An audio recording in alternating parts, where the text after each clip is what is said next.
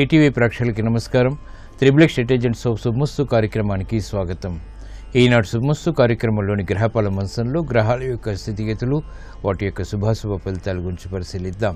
అలాగే ఈరోజు 12 రాశుల వారికి ఏ సంఖ్యలు కలిసి వస్తాయి, రంగుల యొక్క ప్రాధాన్యత, ఈరోజు లక్ష్మీవారం లేదా గురువారం, బృహస్పతి యొక్క పరిపాలన పూర్తిగా ఉంటుంది. వివిధ రాశుల వారు వివిధ దేవతల్ని ఈరోజు ఆరాధించడం ద్వారా ఎటువంటి శుభ ఫలితాలు కలుగుతాయి అనేటువంటి అంశంతో పాటు గోమేధిక రత్నాన్ని ఏ నక్షత్ర జాతకులు ధరించాలి, తద్వారా ఎటువంటి ప్రయోజనాలు సిద్ధిస్తాయి అనేటువంటి అంశాన్ని రత్నధారణ అదృష్ట భాగ్యం అనేటువంటి శీర్షికలో పరిశీలిద్దాం.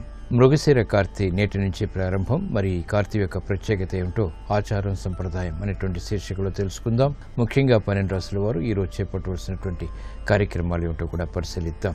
ఈ సాయంత్రం ఎటువంటి ప్రక్రియలు చేపట్టడం ద్వారా శుభ పరిణామాలు ఏర్పడతాయో కూడా పరిశీలిద్దాం. ముందుగా నేటి పంచాంగ వివరాలు. శ్రీ హేవలంబి నామ సంవత్సరం జ్యేష్ఠ మాసం, ఉత్తరాయణం, గ్రీష్మ ఋతువు. ఈరోజు జ్యేష్ఠ శుద్ధ చతుర్దశి సామాన్య కార్యక్రమాలకి పనికి వస్తుంది. అలాగే ఈరోజు మరో ప్రత్యేకత మృగశిర కార్తీ ప్రారంభం. రవి యొక్క సంచారం మృగశిర నక్షత్రంలోని 1వ పాదంలోకి ఉదయం 11:52 దీన్నే మృగశిర కార్తీ అంటాం. ఈరోజు వారం లక్ష్మీవారం లేదా గురువారం. ఈరోజు చేసేటువంటి మంచి కార్యక్రమాలు, పుణ్య కార్యక్రమాలు, గోసేవ, అన్నదానం, వస్త్రదానం, బృహస్పతి జపం, శ్రీ దక్షిణామూర్తికి చేసేటువంటి పూజాది కార్యక్రమాలు, ఏకాదశ పూర్వక రుద్రాభిషేకం, ఇవన్నీ కూడా శుభ ఫలితాలను కలిగిస్తే బృహస్పతి ప్రీతికి దోహదపడతాయి. గృహ విషయాల్లో ప్రశాంతత పెరుగుతుంది. ఈరోజు నక్షత్రం అనురాధ నక్షత్రం. ఈ నక్షత్రంలో ఈరోజు పుట్టేటువంటి వారికి ఏ పాదంలో పుట్టినప్పటికీ కూడా దోషం లేదు, శుభప్రదం. ఈరోజు అనురాధ నక్షత్రంలో పుట్టేటువంటి వారికి శని యొక్క మహాదశతోటి ప్రారంభమవుతుంది. ప్రస్తుతం శని యొక్క స్థితి ధనస్సు క్షేత్ర స్థితి. ఇక్కడ ఆధిపత్యత స్థితిరీత్యా శుభుడైనప్పుడు చక్కటి స్థిరమైనటువంటి యోగాన్ని కలిగించడంలో ఈ శని చాలా సమర్థత కలిగినటువంటి, క్రమశిక్షణ కలిగినటువంటి గ్రహం. ఈరోజు లక్ష్మీవారం లేదా గురువారం. శ్రీ షిర్డీ సాయిబాబా యొక్క పూజాది కార్యక్రమాలు శుభ ఫలితాన్ని కలిగిస్తాయి. ఇప్పుడు శుభమస్తు వీక్షిస్తున్నటువంటి ప్రేక్షకులందరికీ శ్రీ షిర్డీ సాయిబాబా యొక్క అనుగ్రహం, కటాక్షం కలగాలని ప్రార్థిద్దాం.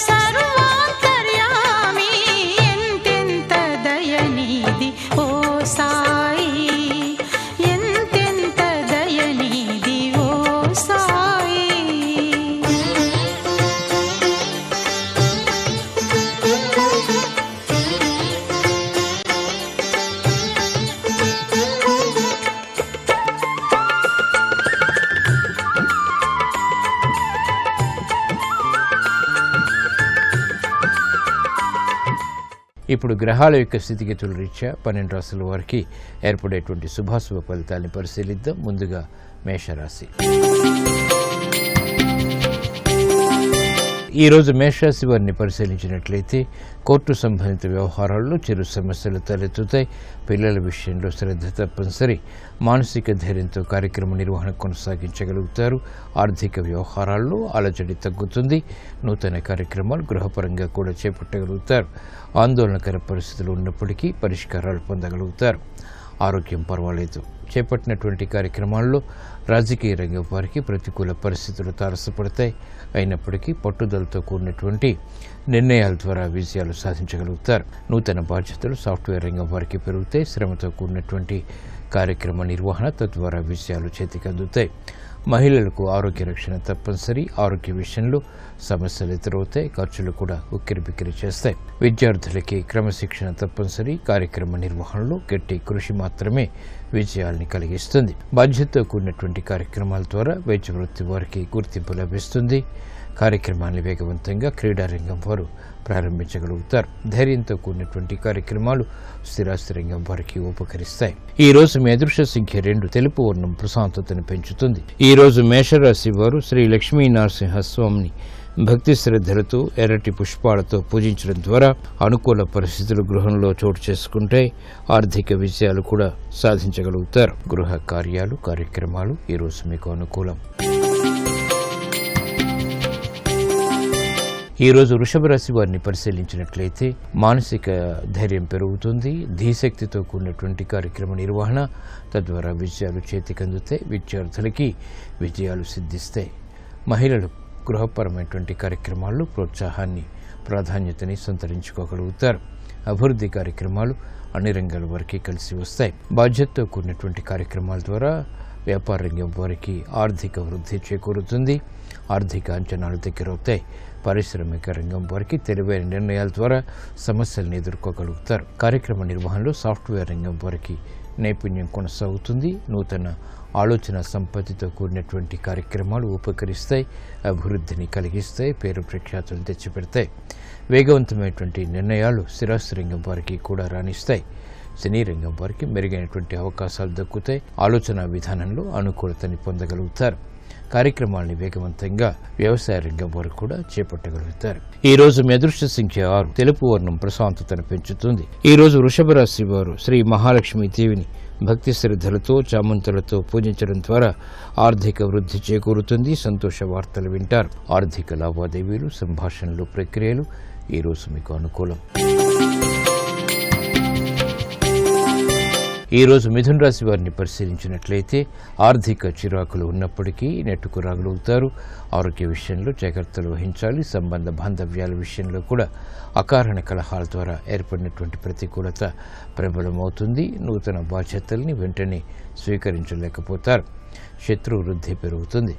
వేగవంతమైనటువంటి నిర్ణయాల ద్వారా పారిశ్రామిక రంగం వారికి చిరు సమస్యలు తలెత్తుతాయి. ఆర్థిక ఆందోళన వ్యాపార రంగం వారికి కొనసాగుతుంది. విద్యార్థులకి గట్టి కృషి తప్పనిసరి. మహిళలకు ఆరోగ్య రక్షణ తప్పనిసరి. కార్యసిద్ధికై చేపట్టేటువంటి కార్యక్రమాల్లో విఘ్నాన్ని చవిచూస్తారు. సాఫ్ట్వేర్ రంగం వారికి ప్రతికూల పరిస్థితులు ఉంటాయి. ఆశించినటువంటి ఫలితాలని వెంటనే పొందలేకపోతారు. వైద్య వృత్తి వారు కార్యక్రమ నిర్వహణలో పొరపాట్లని సవరించుకోలేకపోతారు. ఆందోళనకర పరిస్థితులు ప్రబలమవుతాయి. నూతన బాధ్యతలు సినీ రంగం వారికి పెరుగుతాయి. అభివృద్ధి కార్యక్రమాల్లో ఆటంకాలు వ్యవసాయ రంగం వారు ఎదుర్కోవాల్సినటువంటి సంఘటనలు చోటు చేసుకుంటాయి. ఈ రోజు మీ అదృష్ట సంఖ్య 3. పసుపు వర్ణం త్వరితగతిని శుభాల్ని కలిగిస్తుంది. ఈ రోజు మిథున రాశి వారు శ్రీ లక్ష్మీ గణపతిని భక్తి శ్రద్ధలతో, ఎర్రటి పుష్పాలతో పూజించడం ద్వారా అర్ధాశ్రమ బృహస్పతి ద్వారా, జన్మ కుజుడు ద్వారా ఏర్పడేటువంటి ప్రమాదాలు కనుమరుగవుతాయి. చిరాకు పరిస్థితులు కూడా దూరం అవుతాయి. రుణ ప్రయత్నాలు ఈరోజు మీకు అనుకూలం. ఈ రోజు కర్కాటక రాశి వారిని పరిశీలించినట్లయితే అవమానకర సంఘటనలు ఉన్నప్పటికీ ఎదుర్కోగలుగుతారు. పిల్లల విషయంలో శ్రద్ధ తప్పనిసరి. విభేదాల ద్వారా ఏర్పడినటువంటి ప్రతికూలతని తెలివైన నిర్ణయాల ద్వారా పరిష్కరించుకోగలుగుతారు. శత్రు భీతి తగ్గుతుంది. ఆకస్మిక ఆందోళనకర పరిస్థితుల్ని అనుకూలంగా మరల్చుకోగలుగుతారు. కుటుంబ వ్యవహారాల్లో సఖ్యతకే చేపట్టేటువంటి పరిస్థితులు కూడా కలిసి వస్తాయి. ఆరోగ్య విషయంలో చిరు సమస్యలు తలెత్తుతాయి. బాధ్యతతో కూడినటువంటి కార్యక్రమాలు సినీ రంగం వారికి లాభిస్తాయి. ఆందోళనకర పరిస్థితుల నుంచి వ్యాపార రంగం వారికి విముక్తి లభిస్తుంది. కార్యక్రమ నిర్వహణలో పారిశ్రామిక రంగం వారు నైపుణ్యం ప్రదర్శించగలుగుతారు. ప్రత్యర్థుల్ని దూరం చేసుకునేటువంటి ప్రక్రియలు ఉపకరిస్తాయి. వేగవంతమైనటువంటి నిర్ణయాలు సాఫ్ట్వేర్ రంగం వారికి లాభిస్తాయి. స్వతంత్ర నిర్ణయాలకి మహిళలు ఉపక్రమించగలుగుతారు. నూతన బాధ్యతలు, కార్యక్రమాలు వ్యవసాయ రంగం వారు చేపట్టగలుగుతారు. ఆత్మవిశ్వాసం పెరుగుతుంది. ఈ రోజు మీ అదృష్ట సంఖ్య 1. ఎరుపు వర్ణం ధైర్యాన్ని కలిగిస్తుంది. ఈ రోజు కర్కాటక రాశి వారు శ్రీ ఆంజనేయ స్వామిని భక్తి శ్రద్ధలతో, ఎర్రటి పుష్పాలతో పూజించడం ద్వారా శత్రువులపై విజయాలు సాధించగలుగుతారు. వాహన కొనుగోళ్లు వంటివి ఈరోజు మీకు అనుకూలం, లాభదాయకం. ఈ రోజు సింహరాశి వారిని పరిశీలించినట్లయితే సంభాషణల ద్వారా ఇతరుల్ని ఆకట్టుకోగలుగుతారు. ప్రతిభ గుర్తింపబడుతుంది. ఆగిపోయినటువంటి కార్యక్రమాలు పునఃప్రారంభించగలుగుతారు. ఆత్మవిశ్వాసం పెరుగుతుంది. ఆర్థిక సంబంధిత లావాదేవీలు కలిసి వస్తాయి. శత్రువులపై విజృంభించగలుగుతారు. కార్యక్రమాల్లో కార్యసిద్ధి ఏర్పడుతుంది. ఉద్యోగ ప్రయత్నాలు ఫలిస్తాయి. అభివృద్ధి కార్యక్రమాలు వ్యాపార రంగం వారికి రాణిస్తాయి. ఆధ్యాత్మిక రంగం వారికి సంతృప్తికర సంఘటనలు చోటు చేసుకుంటే కార్యక్రమాలను వేగవంతంగా వైద్య వృత్తి వారు చేపట్టగలుగుతారు. విద్యార్థులకి గుర్తింపు లభిస్తుంది, మహిళలకు ప్రోత్సాహం లభిస్తుంది. గృహ విషయాల్లో అనుకూల పరిస్థితులు ఆనందాన్ని పెంచుతాయి. శుభవార్తలు వింటారు. కార్యక్రమాలను వేగవంతంగా సాఫ్ట్వేర్ రంగం వారు కూడా పూర్తి చేయగలుగుతారు. సినీ రంగం వారికి మెరుగైనటువంటి అవకాశాలు లభిస్తాయి, ఆనందాన్ని కలిగిస్తాయి. ఈ రోజు మీ అదృష్ట సంఖ్య 6. పసుపు వర్ణం త్వరితగతిని శుభాన్ని కలిగిస్తుంది. ఈ రోజు సింహరాశి వారు శ్రీ సుబ్రహ్మణ్య స్వామిని భక్తి శ్రద్ధలతో ఎర్రటి పుష్పాలతో పూజించడం ద్వారా వేధిస్తున్నటువంటి ఆర్థిక సమస్యలకు పరిష్కారాలు లభిస్తాయి. ఆర్థిక ప్రయత్నాలు, లావాదేవీలు, సంభాషణలు ఈరోజు మీకు అనుకూలం. ఈరోజు కన్యారాశి వారిని పరిశీలించినట్లయితే ఆరోగ్య విషయంలో జాగ్రత్తలు పాటించాలి. మానసిక వేదనలు పెరుగుతాయి. చేపట్టేటువంటి కార్యక్రమాలపై శ్రద్ధ తగ్గుతుంది. ఆర్థిక సంబంధిత లావాదేవీల విషయంలో జగడాలు ఏర్పడేటువంటి సంఘటనలు లేకపోలేదు. ఆకస్మిక అనుకూల మార్పులు గృహపరంగా ఉన్నప్పటికీ వెంటనే ఆస్వాదించలేకపోతారు. అభివృద్ధి కార్యక్రమాల్లో ఆటంకాల్ని క్రమక్రమంగా మాత్రమే అధిగమించగలుగుతారు. అభివృద్ధి కార్యక్రమాలు పారిశ్రామిక రంగం వారికి మొదట ప్రతికూలత, తర్వాత అనుకూలతని కలిగిస్తాయి. వ్యాపార రంగం వారు ఆర్థిక విషయాల్లో ఆచితూచి వ్యవహరించాలి. మిత్రులతో ఏర్పడినటువంటి ప్రతికూల పరిస్థితులు స్థిరాస్తి రంగం వారికి విభేదాల్ని కలిగిస్తాయి. నూతన కార్యక్రమాల్ని సాఫ్ట్వేర్ రంగం వారు వేగవంతంగా పూర్తి చేయలేకపోతారు, విఘ్నాల్ని చవిచూస్తారు. గృహ సంబంధిత కార్యక్రమాల్లో మహిళలు జాగ్రత్తతో కూడినటువంటి నిర్ణయాల ద్వారా మాత్రమే విజయాలు సాధించగలుగుతారు. ఈ రోజు మీ అదృష్ట సంఖ్య 3. ఆకుపచ్చ వర్ణం రక్షణకి దోహదపడుతుంది. ఈ రోజు కన్యారాశి వారు శ్రీ మహావిష్ణువుని తులసి దళాలతో భక్తి శ్రద్ధలతో పూజించడం ద్వారా ఆర్థిక విజయాలు దగ్గరవుతాయి, సంకోచాలు వేడిపోతాయి, ప్రశాంతత పెరుగుతుంది. ఆరోగ్య పరీక్షలు ఈరోజు మీకు మేలుని కలిగిస్తాయి. ఈరోజు తులారాశి వారిని పరిశీలించినట్లయితే ఆర్థిక విషయాలు అనుకూలిస్తాయి, ఆందోళనకర పరిస్థితులు తగ్గుతాయి, మానసిక ధైర్యం పెరుగుతుంది. కార్యక్రమాలను వేగవంతంగా పూర్తి చేయాలనేటువంటి ఆలోచనలు ప్రబలమవుతాయి. వేగవంతమైనటువంటి నిర్ణయాల ద్వారా ఏర్పడినటువంటి అనుకూల పరిస్థితులు ఆనందాన్ని పెంచుతాయి, బలాన్ని కూడా. నూతన కార్యక్రమాలు గృహరీత్యా చేపట్టగలుగుతారు. అభివృద్ధి కార్యక్రమాల్లో పారిశ్రామిక రంగం వారికి మెరుగైనటువంటి అవకాశాలు లభిస్తాయి. వ్యాపార రంగం వారు చేపట్టినటువంటి కార్యక్రమాల్లో ఏర్పడినటువంటి అనుకూలతని సద్వినియోగపరచుకోగలుగుతారు. అవగాహనతో కూడినటువంటి కార్యక్రమాల ద్వారా విద్యార్థులకి విజయాలు సిద్ధిస్తాయి. మహిళలకు ఆనందకర పరిస్థితులు గృహరీత్యా ఆనందాన్ని పెంచుతాయి. వేగవంతమైనటువంటి కార్యక్రమాలు సాఫ్ట్వేర్ రంగం వారు కూడా చేపట్టగలుగుతారు. పోటీని తట్టుకునేటువంటి శక్తి సామర్థ్యాలు స్థిరాస్తి రంగం వారికి ఏర్పడతాయి. ఈ రోజు మీ అదృష్ట సంఖ్య 2. ఎరుపు వర్ణం ధైర్యాన్ని కలిగిస్తుంది. ఈ రోజు తులారాశి వారు శ్రీ మహాగణపతిని గరికతో భక్తి శ్రద్ధలతో పూజించడం ద్వారా విదేశీ సంబంధిత లావాదేవీలు కలిసి వస్తాయి. వాహన కొనుగోలు వంటివి ఈ రోజు మీకు అనుకూలం, లాభదాయకం.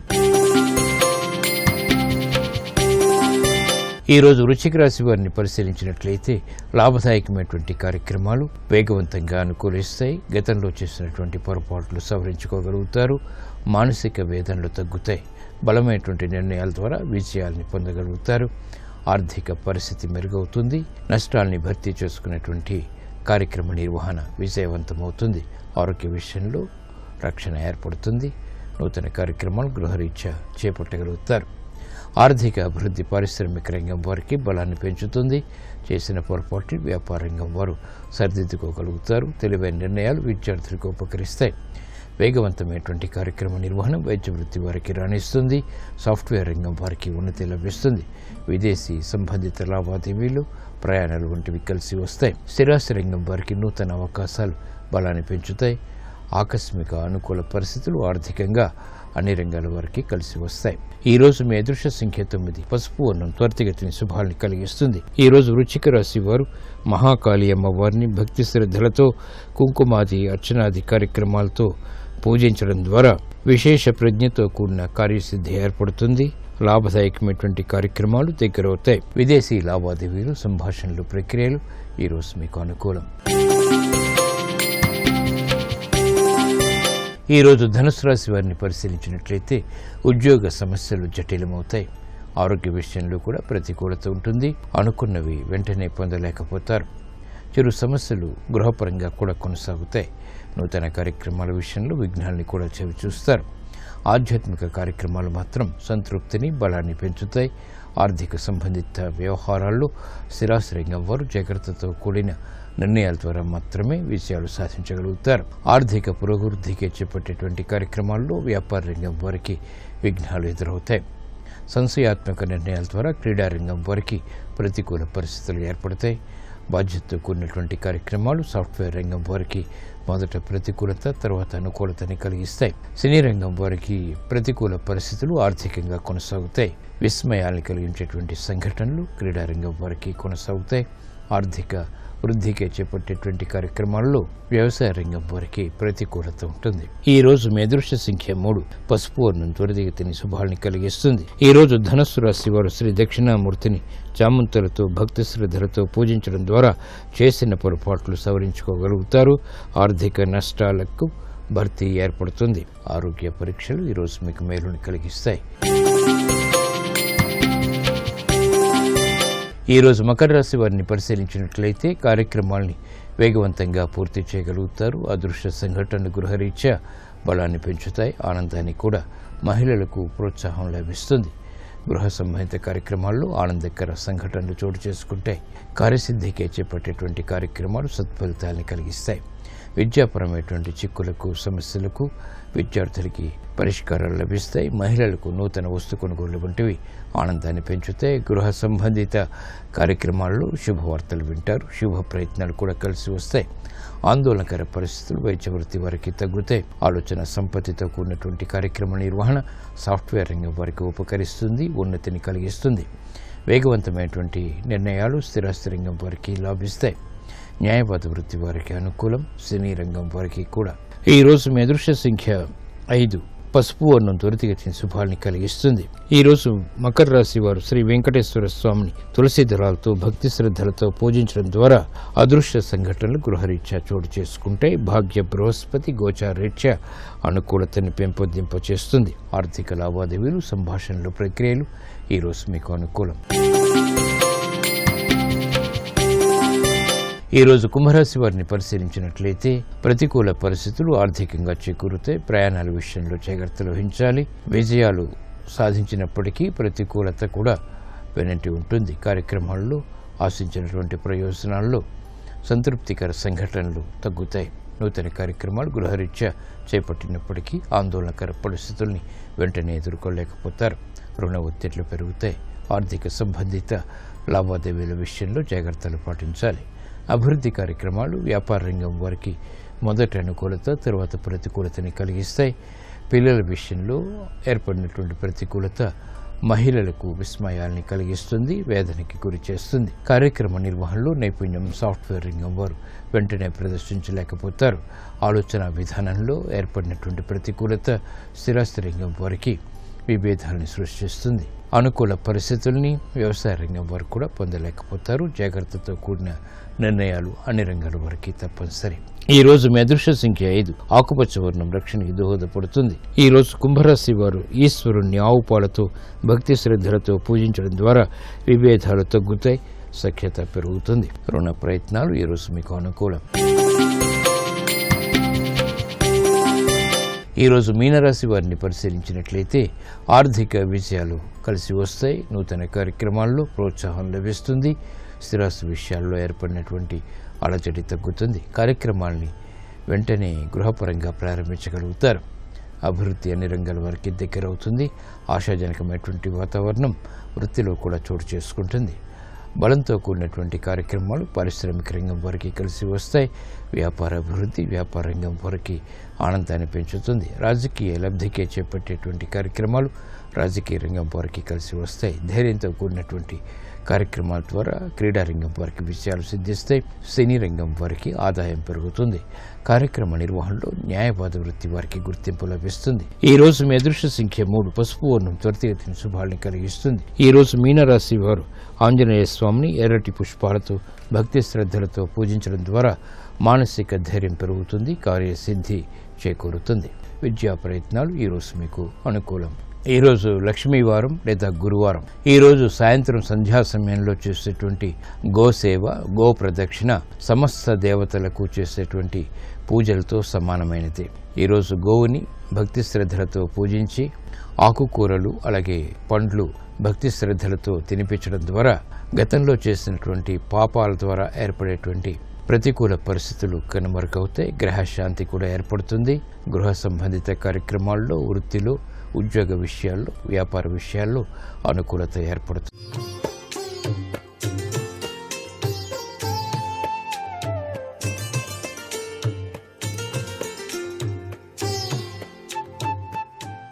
XXX డిటర్జెంట్ సోప్ శుభమస్తు కార్యక్రమంలో గృహబలం అంశానికి స్వాగతం. విద్యార్థులు విద్యలో రాణించడానికి, మీ పిల్లలు అభివృద్ధి పథంలోకి పయనింప చేసుకోవడానికి వాస్తుశాస్త్రరీత్యా కూడా కొన్ని ముఖ్యాంశాలు పాటించాల్సిన పరిస్థితి ఎంతైనా ఉంది. చదివిన చదువు గుర్తుండి ఉన్నతమైనటువంటి సంస్కారవంతమైనటువంటి ప్రణాళికాబద్ధమైనటువంటి ఉత్తీర్ణతా శాతంలో అత్యున్నత స్థాయిని ఎదగడానికి వాస్తుశాస్త్రం కూడా సహకరిస్తుంది అనే విషయం మర్చిపోకూడదు. అందుచేత చదువుకునే గదికి కూడా వాస్తు చూడాల్సిందే. వాస్తు శాస్త్రరీత్యా విద్యార్థి విద్యలో రాణించాలి అన్నప్పుడు ప్రతి విషయానికి వాస్తుతో సంబంధం ఉంది. కాబట్టి విద్యార్థి చదువులో అభివృద్ధి చెందాలంటే వాస్తు, వాతావరణం, కృషి అన్నిటి విషయాల్లో శ్రద్ధ వహించక తప్పదు. విద్యార్థికి చదువుకునేందుకు తప్పనిసరిగా ఒక గది కేటాయించాలి. వాస్తు ప్రకారం దాన్ని ఎన్నుకొని దానిలో గనక అధ్యయనం గనక సాగిస్తే సఫలత సాధించడానికి ఆస్కారం ఎక్కువగా ఉంటుంది. ఈ శాస్త్ర ప్రకారం జ్ఞాన ప్రాప్తికి, విద్యలో రాణించడానికి 2 దిశలు ఒక కోణంగా చెబుతూ ఉంటారు. తూర్పు దిశ దాని ప్రతినిధి సూర్యగ్రహం, ఈశాన్య కోణం దాని ప్రతినిధి గురుగ్రహం, ఉత్తర దిశ దాని ప్రతినిధి బుధగ్రహం. అందుచేత ఆ గది యొక్క ప్రభావం ఎప్పుడూ వాయువ్యంలో ఉండటం మంచిది. చదువుకునే గది దర్వాజా తూర్పు ఈశాన్యం, దక్షిణ ఆగ్నేయం, పశ్చిమ వాయువ్యం లేక ఉత్తర ఈశాన్యంలో ఉండాలి. సూర్యుడి యొక్క ఉషకిరణాలు గదిలోకి వచ్చినట్లయితే పొద్దున్నే కిటికీ తలుపులు తెరిచి ఉంచాలి. సూర్యుని యొక్క దివ్యవంతమైనటువంటి శక్తి పుంజాలు విద్యార్థి పొందగలుగుతాడు. సూర్యుడి కిరణాలు సాయంత్రం వేళ గనక పడినట్లయితే అసలు కిటికీలు తెరవకండి. మధ్యాహ్నం తర్వాత వచ్చే ఊర్జాశక్తి పనికిరాదు అని చెప్పేసి శాస్త్రం. సహజ సిద్ధంగా విద్యార్థి చదువుకునేటువంటి గదిలో ఉదయం పూట సూర్యకిరణాలు గదిలోకి ప్రవేశించాలి తప్ప మధ్యాహ్న సమయం నుంచి సాయంత్రం సమయం వరకు కిరణాలు గదిలోకి ఎక్కువగా ప్రవేశించకూడదు అనేటువంటి విషయాన్ని ఇక్కడ గుర్తుపెట్టుకుందాం. ఇంటికి పశ్చిమ దిశలో పిల్లలు తూర్పు వైపు ముఖం పెట్టి కూర్చొని చదువుకున్నట్లయితే చదువులో చాలా చక్కగా రాణిస్తారు. అలా చేస్తే చదివినటువంటి విషయాలన్నీ కూడా తొందరగా ఆకలింపు చేసుకొని త్వరగా గుర్తుపెట్టుకొని పరీక్షలు రాసి మంచి మార్కులతో ఉత్తీర్ణులు అవటానికి ఆస్కారం అత్యధికంగా ఉంటుంది సుమా. ఇంట్లో పశ్చిమ దిక్కున చదువుకునేందుకు గది గనక లేకపోతే ఇంటి ఈశాన్య కోణంలో ఉన్న గదిలో తూర్పు ముఖంగా కూర్చొని చదువుకోవచ్చు. తూర్పు ముఖంగా కూర్చొని చదువుకునేందుకు వీలు కాకపోతే ఈశాన్య కోణం లేక ఉత్తర దిశగా కూర్చొని చదువుకోవటం శుభకరము అనేటువంటి విషయాన్ని ఇక్కడ గుర్తుపెట్టుకోండి. విద్యార్థికి ఎప్పుడూ కూడాను వేరే విషయాల పట్ల ఆసక్తి ఉండకూడదు. తాను చదివింది చక్కగా అవగాహన చేసుకొని తాను అందరికన్నా మిన్నగా ఉత్తీర్ణుడు కావాలి. చదివింది వెంటనే జ్ఞప్తికి రావాలి. ఇత్యాది విషయాలలో అతను అభివృద్ధికరమైన ప్రభావాన్ని సాధించాలంటే ఈ దిశల్లో కూర్చొని చదువుకోవటం వల్ల సాధించడానికి ఆస్కారం ఎక్కువగా ఉంటుంది సుమా. విద్యార్థి గనక కంప్యూటర్స్ని గనక ఉపయోగిస్తూ ఉన్నట్లయితే కంప్యూటరు ఆగ్నేయం నుంచి దక్షిణం లేక పశ్చిమ దిశ మధ్య పెట్టుకోవడంలో తప్పు లేదు. ఈశాన్య కోణంలో కంప్యూటర్ అనేది ఎప్పుడూ కూడా పెట్టుకోకూడదు. ఈశాన్య కోణంలో పెట్టిన కంప్యూటర్ తక్కువ ఉపయోగంలో ఉంటుంది. విద్యార్థులు దక్షిణ దిశ, పశ్చిమ దిశల్లో తలపెట్టుకొని నిద్రపోవాలి. నిద్రపోయేటప్పుడు కూడా దక్షిణం కానీ పడమర కానీ తలపెట్టుకొని నిద్రపోతే చాలా మంచిది. దక్షిణం వైపు కనుక తలపెట్టుకొని నిద్రిస్తే ఆరోగ్యం బాగుంటుంది. పశ్చిమ దిశగా కనుక తలపెట్టుకొని పడుకున్నాడు అనుకోండి, వెంటనే మెళుకు వస్తుంది తొందరగా. ఆ తెల్లవారుజామునే నిద్ర నుంచి లేచి పుస్తకం తీసి చదువుకోవడం మొదలుపెడతాడు. చదువుకోవాలి అనేటువంటి ఆకాంక్ష పెరుగుతుంది. పడమర దిశలో కనుక తలగడ పెట్టుకొని పడుకున్నట్లయితే. ఇంట్లో ఎప్పుడూ కూడా భీము కింద కూర్చొని మాత్రం చదువుకోకూడదండి. ఆ భీము కింద కూర్చోవటమే అరిష్టం. అలాగే నిద్ర కూడా పోకూడదు భీము కింద. అలా చేస్తే విద్యార్థికి ఒత్తిడి పెరుగుతుంది. చదువుకునే గదిలో ఈశాన్య కోణంలో ఆరాధ్య దేవత చిత్రపటం ఉండటం మంచిది. తాగేందుకు మంచినీళ్ళు కూడా పెట్టుకొని ఉండాలి. ఆకుపచ్చ, లేత నీలం, లేత బాదం రంగుల్లో ఆ యొక్క గోడలకి రంగులు ఉంటే మంచిది. తెల్ల రంగు అయితే విద్యార్థి మనసులో ఒక సోమరితనం ఆహ్వానించడానికి ఆస్కారం ఉంది. ఈ రంగుల యొక్క ప్రభావం కూడా విద్యార్థి మనసుకు చదువు పట్ల ఆసక్తిని కలిగిస్తుంది అనేటువంటి విషయం ఇక్కడ మనం గుర్తుపెట్టుకోవాలి. చదువుకునే గదిలో ఒకరికంటే ఎక్కువ మంది ఉంటే వారందరూ కలిసి నవ్వుతూ ఉన్నటువంటి ఫోటో ఒకటి పెడితే వారిలో ఐకమత్యం పెరిగి తీరుతుంది. పుస్తకాల అరమారా కానీ ర్యాకులు కానీ దక్షిణ పశ్చిమ దిశల్లో పెట్టచ్చు. వాయువ్య కోణంలో పుస్తకాలు పెడితే అవి అదృశ్యమయ్యే ప్రమాదం కూడా ఉంది. చదువుకునే పుస్తకాలు తలుపులు లేని అలమారాల్లో పెట్టకుండా తలుపులున్నటువంటి అలమారాల్లో పెడితే మంచిది. చదువుకునే గదిలో అటాచ్డ్ బాత్రూమ్ ఉన్నట్లయితే దాని తలుపులు ఎప్పుడూ కూడా మూసి ఉంచాలి. బాత్రూమ్ని ఎక్కువగా అలంకరించకూడదు, శుభ్రంగా ఉంచాలి. మంచి ఉద్యోగం, పదవి, పేరు, ప్రఖ్యాత ఇవన్నీ కూడా సంపాదించాలంటే చదువుకునే గదిలో పాత పుస్తకాలు, బట్టలు ఉంచకూడదు. గదిలో చెత్తబుట్ట తప్పక ఉండాలి.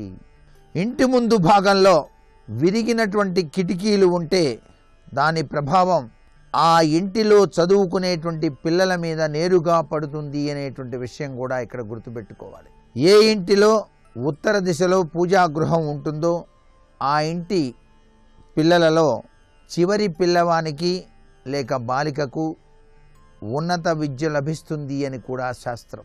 ఉత్తర ఈశాన్యంలో పూజామందిరం సర్వే సర్వత్రా కూడాను శుభదాయకవంతమైన ప్రభావాన్ని ఇస్తుంది. విద్యార్థి చదువుకునేటువంటి గదిలో సహజసిద్ధంగా ఆ యొక్క గోడకు సరస్వతీదేవి ఫోటో, దక్షిణామూర్తి స్వామి వారి యొక్క ఫోటో ఉండటం చాలా మంచిది.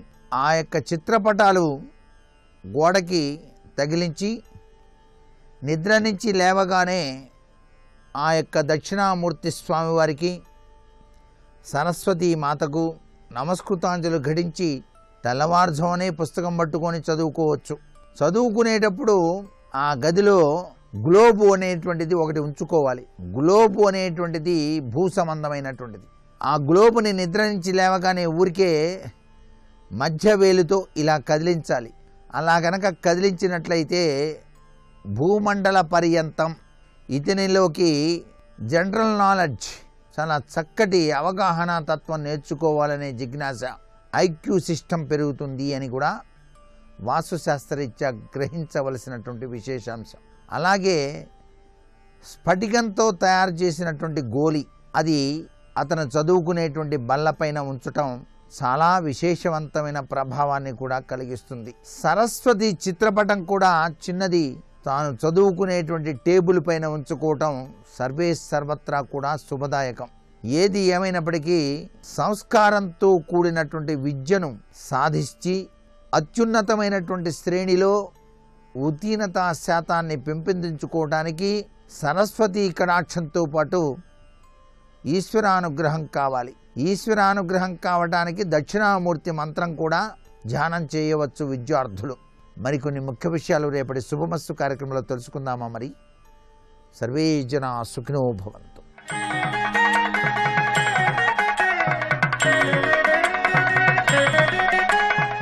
గోమేధిక రత్నాన్ని ఏ నక్షత్ర జాతకులు ధరించడం ద్వారా శుభ ఫలితాలు ఏర్పడతాయి అనేటువంటి అంశాన్ని రత్నధారణ అదృష్ట భాగ్యం అనేటువంటి శీర్షికలో పరిశీలిద్దాం. రాహుగ్రహ అనుకూలత కోసం గోమేధికం ఉన్న ఉంగరాన్ని ధరించాలి. గోపంచకం వలె గోమేధిక రత్నం రంగు ఉంటుంది. ఆరుద్ర, స్వాతి, శతభిష నక్షత్రాల్లో జన్మించినటువంటి వారు గోమేధిక ఉంగరాన్ని ధరించాలి. తద్వారా అభివృద్ధి చేకూరుతుంది. రాహు మహాదశ కొనసాగుతున్న వారు కూడా గోమేధికాన్ని ధరిస్తే శుభ ఫలితాలు చేకూరుతాయి. గోమేధికం, వైఢూర్యం, పుష్యరాగం, పచ్చ ఈ 4 స్ఫటిక జాతికి చెందినటువంటి రత్నాలు. కొన్ని గోమేధికాల్లో తెల్లటి రంగులో కూడా ఉంటాయి. వజ్రంలా అవి ప్రకాశిస్తాయి. సర్వకార్య సిద్ధికి జాతకులకు గోమేధికం ఉపకరిస్తుంది. ఆకస్మిక ప్రమాదాల నివారణకి, చర్మ సంబంధిత వ్యాధుల నివారణకి, కార్యజయానికి గోమేధిక ధారణ ఎంతో మంచిది.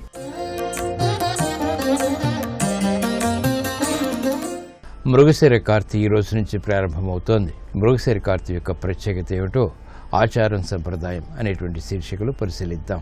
గ్రీష్మ తాపానికి ముగింపు, తొలకరి చినుకులతో పుడమి పులకరింపు, అదే మృగశిర కార్తీ యొక్క పలకరింపు. అంతవరకు వేసవి తాపంతో తహతహలాడిన ప్రాణకోటికి ఒక్కసారిగా తాపోపశమనం కలిగించేటువంటి మృగశిర ప్రవేశం అంటే అమితానందం. మృగశిరతో ముగుస్తుంది తాపం అనేటువంటి నానుడి కూడా పుట్టింది. మృగం అంటే లేడీ అనేటువంటిది ఒక అర్థం. శిరం అంటే తల. ఈ 2 పదాల సమాహారమే మృగశిర. లేడి తలలాగా 3 కోణాలతో ఉండేటువంటి నక్షత్రం కాబట్టి దీనికి పేరు మృగశీర్ష.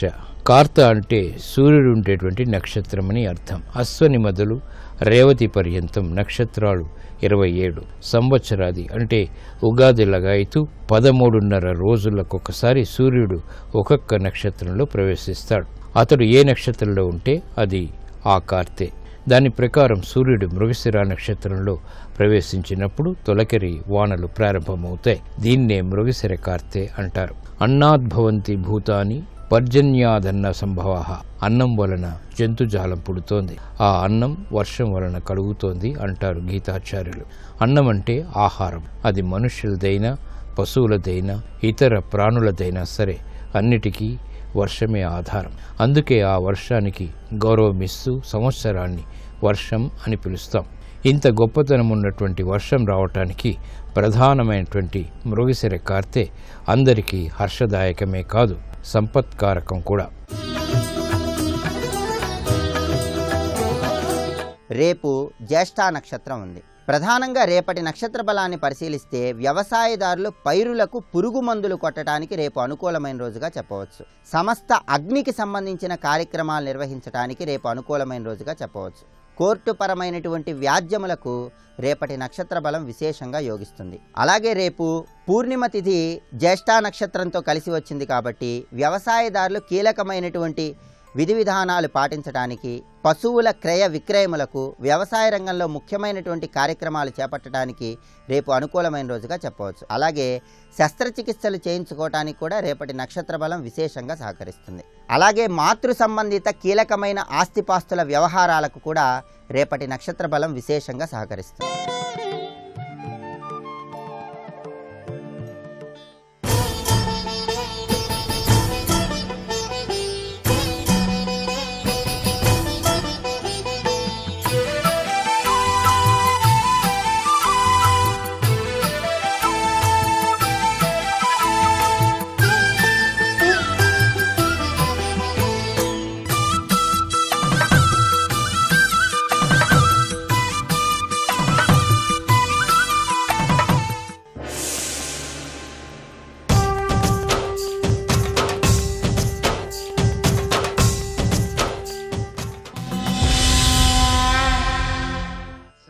విషయంలో దుర్యోధనుడు కర్ణుడితో అంత స్నేహంగానూ ఉన్నాడు. కర్ణుడు ఆ స్నేహాన్ని అలా కొనసాగించాడు. అది గొప్ప బంధమైపోయింది. అంత బంధం అయిపోయింది అనడానికి గుర్తు ఏమిటంటే వాళ్ళు పాండవులు బతికున్నారన్న విషయం దుర్యోధనుడికి తెలియకపోవడమే. ఎప్పుడు తెలిసింది? మత్స్యయంత్రాన్ని అర్జునుడు కొట్టిన ఏడాది తర్వాత తెలిసింది. అప్పటి వరకు తెలియదు దుర్యోధనుడికి. అంటే నిజానికి ఆ ప్రయోజనం అయిపోయిందని కర్ణుడిని వదలచ్చుగా, వదలలేదుగా. అంటే స్నేహం వరకు మాత్రం కర్ణ దుర్యోధనుల మధ్య గొప్ప స్నేహబద్ధం ఉంది అని అంగీకరించకుండా ఉండడానికి కారణం ఏముంది భారతంలో? లేదు. కాబట్టి వాళ్ళిద్దరి మనసులు కలిసాయి. స్నేహానికి సంబంధించినంత వరకు ఎప్పుడూ కర్ణుడు మనసులో ఏం కోరుకుంటాడంటే దుర్యోధనుడు సంతోషంగా ఉండాలి. ఎప్పుడో ఉపకారం చేశాడు కాదు, ఆయన కృతజ్ఞత అంతే. అది కర్ణుడి విషయంలో గొప్ప గుణం. నాకు అందు ఉపకారం చేశాడు, ఆ ఉపకారం చేయడం వల్ల నేనేం బాగుపడుతున్నాను, ఈ దుర్యోధనుడితో అట్టకాకవలసి వస్తోంది అని ఆయన జీవితంలో విసుక్కుని దుర్యోధనుడిని వదిలేద్దాం అనుకున్న సందర్భం లేదు. నిజంగా చెప్పాలి అంటే దుర్యోధనుణ్ణి వదిలేస్తే అఖండ భూమండలానికి రాజయ్యే అవకాశం వచ్చింది. దుర్యోధనుడితో ఉన్నాడు అనుకోండి, ఏమవుతాడు కర్ణుడు? ఏమీ అవడం, అలాగే ఉంటాడు. ఎందుకంటే దుర్యోధనుడు రాజు అవుతాడు. దుర్యోధనుడిని వదిలి పాండవుల వైపుకి వెళ్ళిపోయాడు అనుకోండి, కృష్ణుడు చెప్పాడు నువ్వే అబ్బాయి పెద్ద కొడుకువి అన్నాడు. కుంతి చెప్పింది నువ్వే అబ్బాయి పెద్ద కొడుకువి అంది. కృష్ణుడు మాట ఇచ్చాడు నువ్వు పాండవుల వైపుకి వచ్చేస్తే నీకే పట్టాభిషేకం అన్నాడు. విని వెళ్ళిపోయాడు అనుకోండి, దుర్యోధనుడు ఏమైపోతాడో కాసేపు వదిలేయండి, ఎందుకంటే ఏమైపోతాడు అందరికీ తెలుసు. కానీ కర్ణుడు చక్రవర్తి అయిపోతాడు. అలా అవుతాడని తెలిసి వదిలాడా దుర్యోధనుణ్ణి? వదలలేదు కర్ణుడు. అర్జునుడు చచ్చిపోయాడు కదా అని దుర్యోధనుడు వదిలాడా కర్ణుణ్ణి? వదలలేదు. స్నేహం విషయం వరకు మాత్రం అవసరంతో మొదలైన స్నేహం అవసరాలతో సంబంధం లేకుండా నిలబడిపోయింది. స్నేహాన్ని స్నేహంగా పవిత్రంగా చూడవలసి వస్తే దానికి నేను వంక పెట్టలేను. ఎందుకంటే అది ఒక అవసరంతో ప్రారంభమైన తర్వాత అలా కొనసాగింది, అది అలా నిలబడింది చరిత్రలో. కర్ణదుర్యోధనుల స్నేహం అంటే కర్ణదుర్యోధనుల స్నేహంగానే నిలబడింది. అక్కడి వరకు మాత్రం గొప్ప విషయం. అందుకే నేను ఒక మాట అన్నాను, కర్ణుడు దురదృష్టవంతుడు అనిపిస్తుంది అని. ఇంత గొప్ప గుణం ఉన్నవాడు ఏమి కీర్తి సంపాదించుకోగలిగాడు? దుష్టచతుష్టయంలో ఒకడు అన్న పేరు పొందాడు, కానీ నిజానికి అన్ని అవకాశాలు కూడా వదిలిపెట్టి దుర్యోధనుడితోనే ఒక్క ఉపకారానికి అలాగే స్నేహం కోసం నిలబడిపోయినటువంటి మహనీయమూర్తి అన్న కీర్తి అంత తొందరగా వ్యాప్తిలోకి వచ్చిందా? కర్ణుడు ఎవరు అని అడిగారు అనుకోండి, దుష్టచతుష్టయంలో ఒకడు అంటారు. ఈ గుణాలు చెప్తారా? అది కర్ణుడి తప్ప? వీడు నా కొడుకు అని కుంతి చెప్పుంటే, వీడు నా కొడుకు అని సూర్యుడు చెప్పుంటే, తెలిసున్న భీష్ముడు చెప్పుంటే, తెలిసున్న కృష్ణుడు చెప్పుంటే కథ ఎలా ఉండేదో ఎవరూ చెప్పలేదుగా. ఎవరి స్వార్థం వాళ్ళు చూశారు కథాపరంగా. అయితే చివరికి పోయిన వాడెవరు? కర్ణుడు కదా. అపకీర్తిని మూట కట్టుకుని నెత్తి మీద పెట్టుకుపోయాడే మహానుభావుడు. మరి దురదృష్టవంతుడు అని మనసుని సరిపెట్టుకోకపోతే ఏమని సరిపెట్టుకోవాలి ఇంకా భారతంలో? అందుకే కర్ణుడు లేని భారతం లేదు అనడానికి కారణం అదే. మీరు ఎన్ని కోణాల్లో చూస్తే కర్ణుడు అన్ని కోణాల్లో కనపడతాడు. కానీ అంత మాత్రం చేత అన్ని వేళలా కర్ణుడు మంచివాడే, దుష్టచతుష్టయంలో ఒకడని చెప్పడానికి యోగ్యత లేనివాడని మాత్రం నేను అన్నాం. అలాగా అనవలసిన సందర్భాలు ఆయనే కల్పించుకున్నాడు. ఎందుకని అంటే దురదృష్టం అంతే, అలాగే తిరిగిపోయింది ఆయన జీవితం. అది అనుకోలేదు. ఎందుకనంటే అల్లుకున్నది అది. ఒక తీగ ఉందండి, ఆ తీగ నిటారుగా ఉన్న స్తంభాన్ని అల్లుకుంది. అల్లుకున్న తీగ ఏమో దాని అదృష్టం బాగుంటే చుట్టూ వంకర తిరగక్కర్లేకుండా ఇలాగే పైకెక్కునేమో, ఏదో దానికి ఉన్న చిన్న బుడిపిల్లు పట్టుకుని పైకెక్కునేమో. అది అల్లుకున్నదే వంకర టింకర కొమ్మని. వంకర టింకర కొమ్మని అల్లుకున్న తీగ వంకర టింకరగానే ఉంటుంది. వంకర టింకరే దుర్యోధనుడు. కర్ణుడు ఎలా రుజుత్వంతో ఉంటాడు? ఇంకా అల్లుకున్నది ఆయనతో ఏ కారణానికైనా. అలా అల్లుకోవలసిన పరిస్థితి వచ్చింది. ఎందుకు వచ్చింది అంటే దానికి ఆయన ఒక్కడే కారణం కాదు, చాలామంది. ఇన్నిటికీ మూల బీజం కన్యాగర్భం. ఇంత ప్రమాదహేతు సుమ చెప్పక చెప్పడం భారతం యొక్క ఆంతర్యం. అందుకే భారతం ఎంతో పూర్వాపర విమర్శ చేస్తే తప్ప ఒక పట్టాన అందేటటువంటి అమృతం కాదది. కానీ అందుకే వింటే భారతం వినాలి అన్న సామెత ఎందుకు వచ్చిందంటే, నిజంగా భారతం వింటే ఓ ఇలా ఉండకూడదా, ఒక్కొక్కసారి ఒక మాట ఇంత తిప్పుతుందా, ఇన్ని మలుపులు వస్తాయా, భారతం అంటే ఇలా ఉంటుందా, జీవితం అంటే కూడా అలాగే ఉంటుందా అని కృపాచార్యులు వారు అనుకున్నాడా? ఏదో మంచిగా అన్నాను అనుకున్నాడు. ఎంత తిరిగింది మాట అంతే. ఒక్కొక్కసారి మంచిగా అన్నామని మనం అనుకుంటాం, కానీ అది ఎంత మలుపులు తిరుగుతుందో ఎవడికెరుక. కాబట్టి భారతం జీవితాల్ని ఆవిష్కరించి చూపిస్తుంది. మళ్ళీ ఎక్కడ కలుసుకున్నారు అంటే ద్రౌపదీదేవి యొక్క స్వయంవర మంటపంలో కలుసుకున్నారు. అక్కడికి వచ్చినప్పుడు పాండవులు చచ్చిపోయారన్న అభిప్రాయంతో దుర్యోధనుడు ఉన్నాడు. ద్రౌపదీదేవి స్వయంవరం ప్రకటించారు అనేటప్పటికీ నేను చేసుకుంటానని ఉత్సాహపడి అందరూ బయలుదేరారు. చూడండి, మైనస్ మార్కులను పెడుతూ ఉంటారు లోకంలో. లేకపోతే ఏమవుతుందంటే అంచనా వేసి పెట్టేస్తారు. అలాగే ద్రౌపదీదేవి స్వయంవరంలో ఏమిటంటే చాలామంది వస్తారట. అద్భుతమైన కన్యట, యాజ్ఞసేని, యజ్ఞకుండంలో పుట్టిందిట. ఎవడు కొడతాడో మత్స్యయంత్రం అని చూడ్డానికి వచ్చిన వాళ్ళు కూడా ద్రౌపదీదేవిని చూసిన తర్వాత పోనీ ప్రయత్నిద్దామన్నారు. అంటే మైనస్ మార్కులు లేవుగా, ఎత్తితే ఎత్తుతాడు, వాడు అదృష్టం బాగుందనుకోండి ద్రౌపదీదేవికి భర్త అయిపోవచ్చు. అని ఎత్తలేకపోయాడు అనుకోండి, అందరినీ నవ్వినట్టే నవ్వుతారు, పక్కకి పోతాను, అంతే కదా. అందుకని వచ్చిన వాళ్ళందరూ పరీక్షించుకున్నారు. వాళ్ళందరూ వచ్చినట్టే శిశుపాలుడు వచ్చాడు, జరాసంధుడు వచ్చాడు, దుర్యోధనుడు వచ్చాడు, కర్ణుడు వచ్చాడు, శ్రీకృష్ణుడు వచ్చాడు, బలరాముడు వచ్చాడు. కానీ వాళ్ళు ద్రౌపదీదేవిని వివాహం చేసుకోవడానికి వచ్చారు అని మాత్రం అనకూడదు ఎవరు శ్రీకృష్ణ బలరాముల విషయంలో. వాళ్ళు వచ్చిన ప్రయోజనం ఏమిటో అక్కడే తెలిసిపోయింది. ఆయన అక్కడికి రావడానికి ప్రధాన కారణం పాండవ సంరక్షణం. సరే, ఒక్కొక్కళ్ళు వెళ్ళారు. ఆ ద్రుపద మహారాజు గారు చెప్పిన మాటలు విన్నారు. అలాగే దృష్టద్యుమ్నుడు చెప్పినటువంటి మాటలు కూడా విన్నారు. ఆ దృష్టద్యుమ్నుడు చెప్పాడు, ఇక్కడ 5 బాణములు ఉన్నాయి, ఇదిగో మత్స్యయంత్రాన్ని పెట్టాం పైన. ఈ మత్స్యయంత్రం అనేటటువంటిది భౌతికమైన యంత్రము కాదు, ఇది ఒక ముని విద్యకి సంబంధించినటువంటి యంత్రం. అందుకే అర్జునుడు తిన్నగా బాణప్రయోగం చేయలేదు దాని మీదకి. అది ముని విద్య అన్నప్పుడు ఆయన అనుగ్రహం కలగాలి. ఆయన అనుగ్రహం కలగాలి అంటే, ఓ ముని, నా బాణము యంత్రమును భేదించగలిగిన శక్తి నిమ్మని దానికి ప్రదక్షిణం చేసి నమస్కారం చేయాలి. అందుకే ప్రదక్షిణ నమస్కారాలు చేసి కొట్టాడు. మిగిలిన వాళ్ళు వెంటనే బాణం తీసి కొట్టే ప్రయత్నం చేశారు. అది ముని విద్య. ఎలా వశపడుతుంది? వశపడదు. దృష్టద్యుమ్నుడు చెప్పాడు, ఈ 5 బాణములతో ముని యొక్క మంత్రశక్తితో ఏర్పాటు చేయబడినటువంటి ఈ మత్స్యయంత్రాన్ని ఎవడు కొడతాడో వాడికి నా చెల్లెలు స్వయంవరంలో వరమాల వేసి భర్తగా స్వీకరిస్తుంది అని. ఎవరెవరో ప్రయత్నించారు. తర్వాత దుర్యోధనుడు చెప్తే కర్ణుడు కూడా ప్రయత్నించాడు. ఇందులో మొదట జరాసంధుడు ప్రయత్నం చేశాడు. ఆ జరాసంధుడు ప్రయత్నం చేసినప్పుడు అసలు వింటి నారిని యవగింజ ఎంత ఎక్కుతుందో అంత కూడా ఎక్కించలేకపోయాడు. అసలు వింటి నారిని శిశుపాలుడు మినపగింజంతా కూడా ఎక్కించలేకపోయాడు. శల్యుడు పెసరగింజంత ఎక్కించలేకపోయాడు. కర్ణుడు వెండ్రుగవాసంత ఎక్కించలేకపోయాడు. ఇక్కడ సమర్థత అన్నదాని ప్రశ్న వస్తుంది.